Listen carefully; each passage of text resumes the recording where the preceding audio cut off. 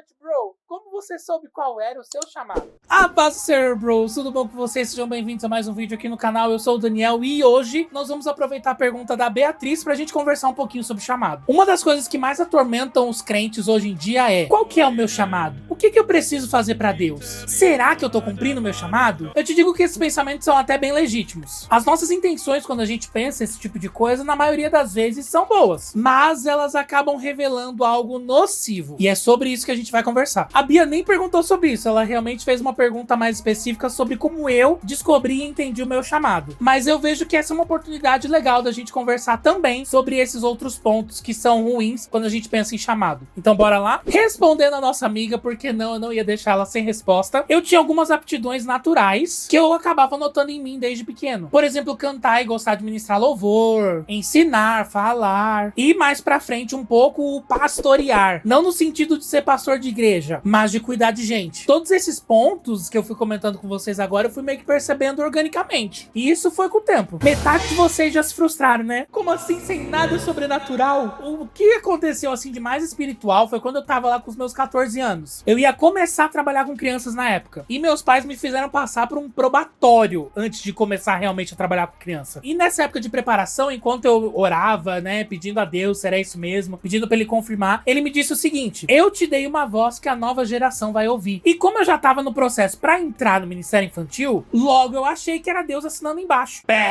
Não era bem assim. Quando foi pra eu sair do Ministério Infantil, quando eu tava mais ou menos com uns 20, 21 anos, um dos meus argumentos com Deus foi esse: mas tu não falou lá atrás que a nova geração ia me ouvir? E a resposta de Deus foi assim, maravilhosa, né? Porque Deus assim, ai, o que dizer de Deus? Que conheço tão pouco, mas considero pacas, né? E conheço tão pouco porque assim, não tem como eu conhecer tudo sobre você, né, Deus? Ai, maravilhoso você. Ele me respondeu: você mesmo deu a resposta. Você limitou aquilo que eu te falei. Quando aconteceu isso, eu comecei a perceber que não era só as crianças que tinham uma facilidade de chegar até mim. Eu percebia que todo mundo que era mais ou menos da mesma idade que eu, ou mais novo que eu, tinha uma facilidade tremenda de chegar em mim e de contar segredo, de contar coisa cabeluda, cabulosa, de pedir conselhos, coisa que eu não percebia antes. Eu achava realmente que era criança. E eu não prestava atenção nessas outras coisas que estavam acontecendo no meu canto periférico do olhar, sabe? E aí, quando Deus me responde isso, eu comecei a dar valor para aquilo que estava acontecendo. Ou seja, eu comecei a entender que o meu chamado nunca foi só para Ministério Infantil, mas para a nova geração. Depois disso, Deus me deu experiência de trabalhar com todas as faixas etárias que compõem a nova geração. O que vem a seguir, eu realmente não sei. E é aí que entra o que eu quero comentar com vocês. A gente fica tão preso de querer saber qual que é o nosso chamado, que a gente esquece o que a gente faz quando identifica ele, que é servir. E esse é um problema, porque muita gente se limita a servir só quando descobre o seu chamado. Só que antes da gente ter um chamado específico, como cristãos, nós já recebemos um chamado. Como seguidores de Cristo, ele nos deu o chamado de servir e pregar. E isso independente de qualquer coisa. Nisso daí é onde a gente precisa começar a realinhar novamente as nossas motivações. Que a propósito já foi assunto aqui no canal. E para você não perder mais nenhum conteúdo que eu tenho para trazer aqui no canal, se inscreve para fazer parte da nossa família e ativa o sininho da notificação para você não perder nenhum vídeo que for publicado aqui. Só que sabe por que a gente precisa realinhar as nossas motivações, fazer aquele check-up geral? Porque essa informação que eu acabei de falar pode ser algo que te frustre. Porque nem sempre esse servir e pregar vai ser visto. Ou terá um público específico. Mas às vezes vai ser servir e pregar no seu cotidiano, nas coisas mais naturais dessa vida. Teve uma vez que eu choquei uma galera lá da igreja. Eu nem lembro qual que era a situação, mas eu era adolescente. Eu não sei se a gente ia entrar na igreja ou sair dela, mas eu sei que o portão tava fechado e precisava abrir. Sem ninguém pedir nada, eu fui abrindo o portão do estacionamento, porque a gente ia precisar dele. E eu lembro que começaram a comentar: ah, olha aí o novo diácono. E aí eu virei pra aquela pessoa que falou isso e falei: eu não preciso de título pra servir. Deu falha na Matrix em todo mundo que tava ali. Só que essa frase, que talvez foi dita de uma forma tão inocente, virou algo assim que realmente eu carrego dentro de mim. Se eu sou feito pra servir, eu sirvo. Se a janela tá fechada,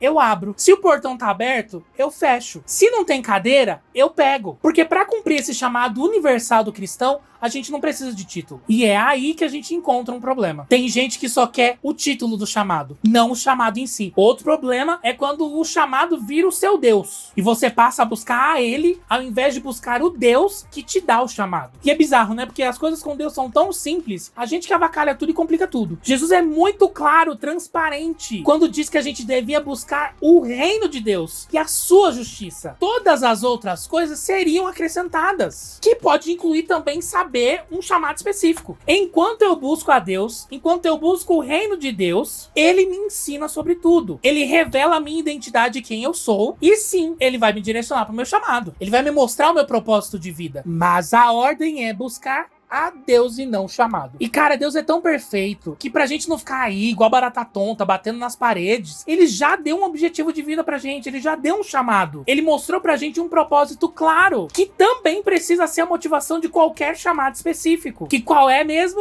turminha? Servir e pregar. Se o objetivo do teu chamado específico não for esse, amigo, fecha o programa porque não tá certo isso não. E é só o teu ego fazendo olá. Verdades às vezes que precisam ser ditas, né? Então se você já sentiu aquele tapa na cara do mesmo jeito que eu também senti enquanto eu tava preparando esse vídeo, já deixa seu like aqui pra me ajudar bastante pro YouTube entender que esse vídeo é legal, é relevante e mandar pra mais pessoas. E sabe como a gente começa a entender e perceber que a nossa motivação e o nosso ego estão nos lugares errados? Quando a gente pensa coisas assim: e se Deus me mandasse parar de fazer aquilo que eu tô fazendo hoje, que eu acho que é o meu chamado? Como que eu ia reagir? Porque Deus pode fazer isso. Ele fez isso comigo. Eu comentei nesse vídeo aqui que eu vou deixar no card de quando eu saí do Ministério Infantil, explicando alguns dos motivos e como que estava sendo aquela situação para eu realmente tomar aquela decisão. E para tomar aquela decisão, mais do que nunca, eu tive que crer. E mais do que isso, até eu precisava me mover pelo amor que eu tinha por Deus e não pelo meu próprio chamado. Às vezes Deus chama a gente pro monte para entregar Isaac. Só que vai ter vezes que o Isaac vai ter que morrer mesmo. Não vai ter cordeiro para trocar de lugar. E esse foi um passo absurdo que eu dei em relação à confiança em Deus. Porque eu disse para ele assim: o Senhor sabe como eu amo isso, o Senhor sabe como eu acho que eu só sei fazer isso, mas porque eu te amo e porque eu quero te obedecer, eu vou fazer isso e eu vou sair, eu vou parar. Roda, roda, roda, e tudo tem a ver com obediência, gente. E a obediência ao teu Deus, não ao que Deus mandou você fazer. Às vezes, como no meu caso, era partezinha de um processo e um propósito muito maior. Eu cumpri o meu chamado com as crianças pelo tempo que eu precisava cumprir. Eu já até ouvi de pessoas dizendo que tem esperança de que um dia eu vou voltar, que esperam que eu vou voltar, e eu sei que eu não vou voltar. Não pra ser integral, como era antes, eu só trabalhava naquilo, eu só fazia aquilo. Mas eu sei que eu vou servir, atingir e pregar, sim, pra uma população de crianças. E isso na minha vida inteira. Então, se Deus tá te direcionando a você parar de fazer alguma coisa, eu acho que tem duas respostas aqui que podem te dar uma luz em relação ao que tá acontecendo. Ou você tá no lugar errado, fazendo por conta e risco, achando que tá abafando, mas fazendo porque você quer, que você achou que era legal, porque você achou que era mais interessante, você achou que era mais importante, mas fazendo porque você quis, tudo saiu da tua cabeça, nunca Deus te falou nada sobre isso, ou porque você já cumpriu o que você precisava cumprir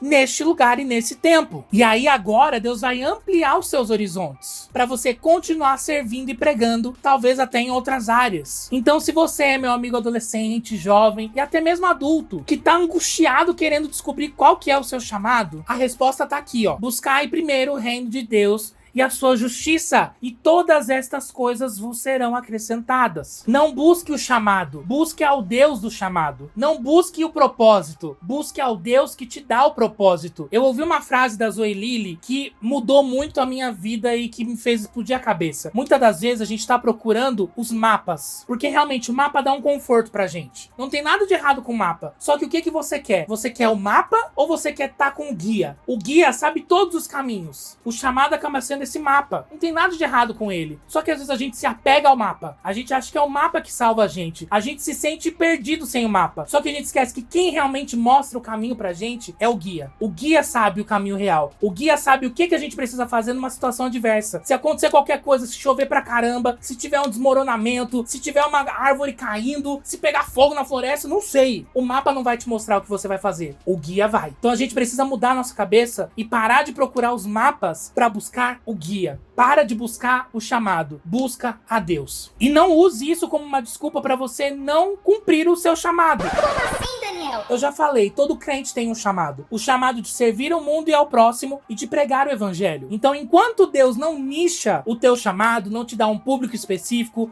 não te dá um ministério específico, você tem que usar esse momento para continuar servindo e pregando. E isso da forma que você sabe. Cozinhando, pintando, ensinando, arrumando, cantando, falando, enfim, com aquilo que você faz de bom, com aquelas aptidões que você tem que você percebe. Lembra lá no começo que eu falei? Deus não precisou mandar um anjo pra me falar que eu ia cantar. Deus não precisou mandar um anjo pra falar que eu ia gostar de ensinar. Foram coisas que eu fui percebendo que eu tinha aptidão. E essa aptidão, quem colocou em mim foi Deus. Então, naturalmente, eu fui percebendo. Então, comece a perceber aquilo que Deus colocou dentro de você. As roupinhas que Deus colocou na tua mala. Porque essas aptidões e facilidades vão ajudar você a servir mais pessoas e a pregar através disso. Até inconscientemente, às vezes. Porque você tá tão cheio de Deus, você tá tão convicto do seu relacionamento com Deus e do reino de Deus, que isso vai transbordar em tudo aquilo que você fizer. E mesmo quando você estiver calado, você tá servindo e você tá pregando. Mas isso também não é pra você ficar folgado e não falar e não servir e não pregar, usando palavras. Que nem tem a frase, pregue e às vezes use palavras. A gente às vezes usa isso de muleta, gente, pra não falar. Então a gente às vezes vai pregar, estando em silêncio, mas a gente também precisa falar. Então são as duas coisas. Deus é plural, ele usa todas as formas possíveis. Então a primeira coisa que eu posso deixar de dica pra você é você colocar nas mãos de Deus essas suas aptidões. Colocar elas à disposição de Deus pra você servir e pregar usando elas. Pode ter certeza que Deus vem e te revela os próximos caminhos que você precisa seguir. Esse era o recado que eu tinha pra dar pra vocês hoje. Eu te vejo no próximo vídeo.